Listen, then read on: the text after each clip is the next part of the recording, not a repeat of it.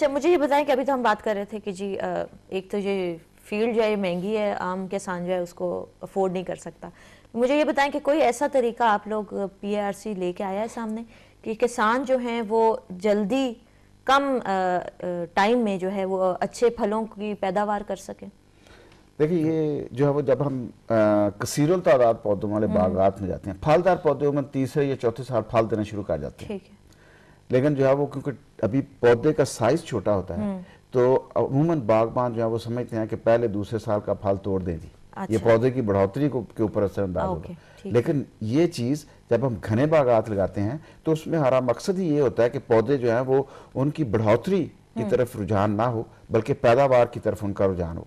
तो हम तजारती पैमाने पे बागबान हजरात, इसी का एक सबसे बड़ा फायदा ये भी है कि तजारती पैमाने के ऊपर पौधे ज्यादा हैं। बेशक एक पौधे के ऊपर 2 किलो फल लगता है, लेकिन आप देखें कि अगर 900 पौधे लगे हुए हैं तो वो एक तजारती पैमाने के ऊपर उसकी पैदावार तीसरे साल ही शुरू हो जाएगी। लेकिन यही अगर 100 पौधे लगे हुए हैं तो उसकी तजारती पैमाने के ऊपर पैदावार जो है वो शुरू होगी छठे साल में जाकर। तो ये जो एक तरीका काश्त है, रवायती तरीका काश्त से हटके, इसके ऊपर जब हमारे बागबान हजरात जाएंगे तो पैदावार जो है वो भी जल्दी शुरू होगी। यानी 6 साल की बजाय तीसरे साल वो तजारती पैमाने के बाद उनकी पैदावार आना शुरू हो जाएगी। मनसूब साहब, आप शायद कुछ ऐड करना चाह रहे थे और साथ में एक और सवाल भी कर दूंगी कि क्या ये सारे फलों में ही है या कुछ फल हैं जिनकी पैदावार जो है वो 2-3 साल में हम जल्दी कर सकते हैं और कुछ का डिले होता है? नहीं, ये मुख्तलिफ होता है। अब ये कुछ फल हैं जिनकी पैदावार आपके 2-3 साल बाद शुरू होती है, जैसे डॉक्टर साहब ने पहले भी कहा। तो हमने नाजरीन के लिए इसीलिए मैं आपसे सवाल कर रही हूँ कि नाजरीन ये जान सकें किसान कि वो फलों को आप मेंशन करें जो 2-3 साल में जो है वो पैदावार उनकी हो जाती है। अब ये जो तुरशावा फल हैं ये तो 2-3 साल में हो जाते हैं। ठीक है। जैसे जो मैंगो है या वो भी 3 साल में हो जाता है। लेकिन घने जब हो जाते हैं तो उनकी प्रोडक्शन जो है वो जल्दी शुरू हो जाती है, उनको आमदनी जो है वो जल्दी जो है वो किसान तक पहुंच जाती है। तो मींस के इसमें ये फिर हम कह सकते हैं कि किसान जो है, जो गरीब किसान है, वो भी ऐसे फलों की काश्तकार कर सकता है, ना कि सिर्फ जो अमीर ज़मींदार हैं वो ही इसको कर सकते हैं। आपने बहुत शुरू में एक सवाल किया था कि छोटे काश्तकार इस तरफ राग़िब नहीं है। हाँ, बिल्कुल। तो मैंने जो है वो कहा था कि ये एक काविश जो है ज़री तहकीकाती कौंसिल की कसीरुल तादाद पौधों के बागात लगाने की, ये है ही छोटे काश्तकारों के लिए, छोटे किसानों के लिए।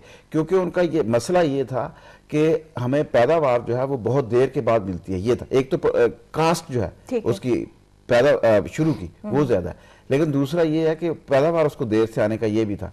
तो ये है ही उनके लिए कि वो थोड़ी जगह पे भी ज्यादा पैदावार, जब उनको जो है वो उम्मीद होगी कि हमें ज्यादा पौधे लगाएंगे, जल्दी हमारी तजारती पैमाने का पैदावार शुरू होगी और पैदावार भी ज्यादा मिलेगी, तो ये छोटे किसानों के लिए ही हम इसको इंट्रोड्यूस करवा रहे हैं, जिनके पास सकत नहीं है कि बहुत अच्छा हाई पावर स्प्रेयर खरीद सकें, बहुत ऐसे जो है वो मशीनरी ऐसे खरीद सकें जिनकी बड़े बागात में ज़रूरत होती है पिकिंग के लिए। उनके लिए ही ये शुरू किया गया था ये एक्चुअली, और उसी के लिए छोटे किसानों को ही इसमें शामिल करने के लिए इस धारे में कि वो भी हाई डेंसिटी क्रॉप्स के अंदर, कैश क्रॉप्स के अंदर, फलों की पैदावार बढ़ाने के अंदर अपना हाथ। डॉक्टर साहब, प्रोग्राम का वक्त खत्म हो रहा है, उससे पहले मैं एक छोटा सा सवाल जो बहुत अहम है, आप किसानों को क्या बताएंगे कि पैदावार जब वो करते हैं और उसमें क्या मसाइल, उनका हल कैसे काश्तकारी में करते हुए, अगर कीड़ा लग जाए या उसको किस फासले से लगाया जाए, क्या किया जाए, ये थोड़ी सी टिप्स हमें पॉइंट्स में बता दें। देखें, जो है वो जब हम हाई डेंसिटी की बात करते हैं तो सर्टनली इसके अपने कुछ असूल हैं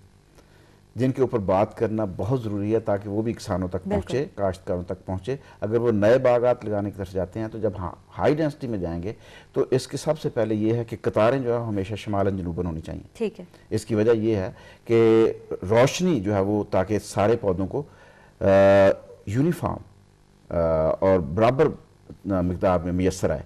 जब हम शमालन जनूबन इसकी कतारें करेंगे तो मशरक से सूरज जब उभरेगा तो उसकी पूरी रोशन से पूरी की पूरी कतार या वो पूरी की पूरी लाइन जो है वो पौधों की, उसको रोशनी मैसर होगी। इसी तरह से जो है वो आफ्टरनून में या बाज़ दोपहर सूरज जो है वो ढलता है तो उस वक्त भी पूरी कतार को मिलेगी और उसका जो साया है वो दूसरे पौधों की लाइन की जो है वो फुट तक या उसके तने के तक पहुंचेगा, पौधे को या दूसरी लाइन को मुतासर नहीं करेगा। एक तो रोशनी का जो है वो ये ख्याल रखना बहुत ज़रूरी है।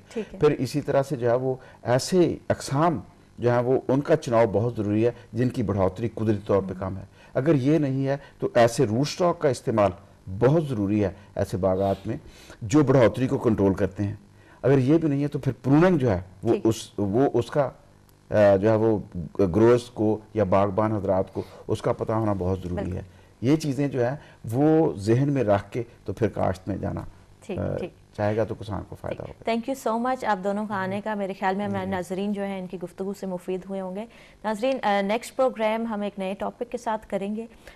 अभी के लिए मैं आपसे रिक्वेस्ट करना चाहूँगी कि हमारा ईमेल एड्रेस, हमारा पोस्टल एड्रेस और हमारी हेल्पलाइन आपके स्क्रीन पे नज़र आ रही होगी, इनको इस्तेमाल करिए। हेल्पलाइन पे अगर आप कॉल करेंगे तो यही माहिरीन जो हैं वो आपके मसाइल का हल आपको बताएंगे। जिस टॉपिक से रिलेटेड आपको मसाइल हैं उस टॉपिक से रिलेटेड हमारे माहिरीन यहाँ मौजूद हैं आपकी हेल्प के लिए।